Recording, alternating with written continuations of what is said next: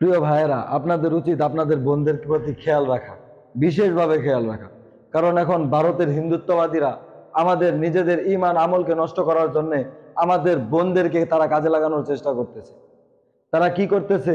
তারা চেষ্টা করতেছে যাতে করে আমাদের বোনদের ঈমানকে হানি করা যায়। এই জন্য আমার আপনাদের বোনদের প্রতি এবং আমাদের বোনদের প্রতি বিনীতভাবে অনুরোধ থাকবে, এবং আমি বলতে চাই যে হে বোন, আপনি এখনো সময় আছে, আপনি হুঁশে ফিরে আসুন।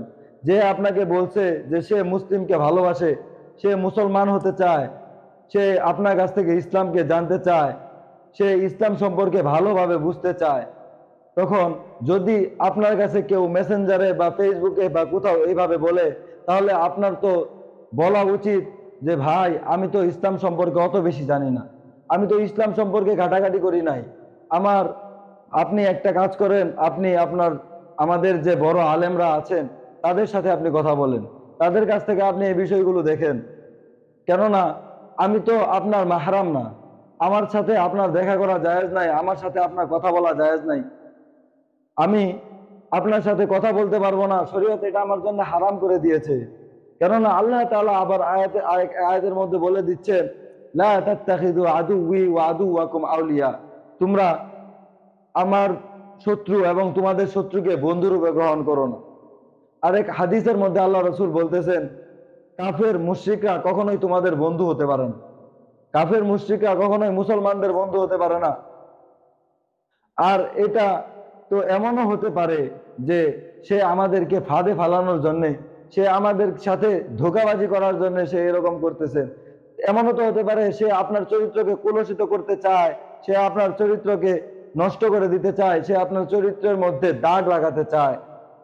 এমনও তো হতে পারে যে সে আপনার সাথে প্রথমে মেসেঞ্জারে কথা বলবে, প্রথমে মেসেঞ্জারে কথা বলার পর সে ভালো ভালো কথা বলে আপনার বন্ধু হওয়ার চেষ্টা করবে। এক পর্যায়ে সে এর চেয়ে আরো ভালো কথা বলবে, ভালো কথার পর আপনার অন্তরঙ্গ বন্ধু হওয়ার চেষ্টা করবে।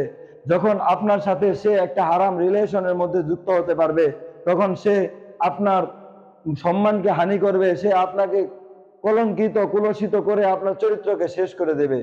বেশি দিন হয়নি, সেদিনই তো এক যমুনা নিউজের মধ্যে দেখলাম যে বাংলাদেশ থেকে প্রায় ৬৮,০০০ নারীকে বিদেশে অর্থাৎ ভারতে পাচার করা হয়েছে।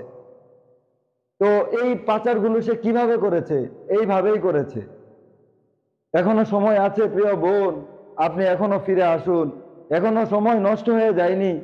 প্রিয় বোন, আপনার এই বিষয়টা জানা থাকা জরুরি। যেই ছেলে আপনার জন্য হাত কাটতেছে, যে ছেলে আপনার জন্য পা কাটতেছে, সে কি আসলে আপনাকে ভালোবাসে? একবার একটু বিবেক দিয়ে চিন্তা করুন। এখন পরিশেষে আমি আপনাকে একটা স্ক্রিনশট দেখাতে চাই, যে স্ক্রিনশট দেখলে আপনার কাছে একদম পানির মতো পরিষ্কার হয়ে যাবে যে আসলে সবাই কি আপনার ভালো চাচ্ছে নাকি খারাপ চাচ্ছে। আল্লাহ তাআলা আমাদেরকে এইগুলোর উপর আমল করার তৌফিক দান করুন, এবং এই সমস্ত বিষয়গুলো থেকে দূরে থাকার তৌফিক দান করুন, এবং যেই বিষয়গুলো আমাদের জন্য খারাপকর, কল্যাণকর নয়, সেই জিনিসগুলো থেকে আল্লাহ তাআলা আমাদেরকে দূরে রাখুন।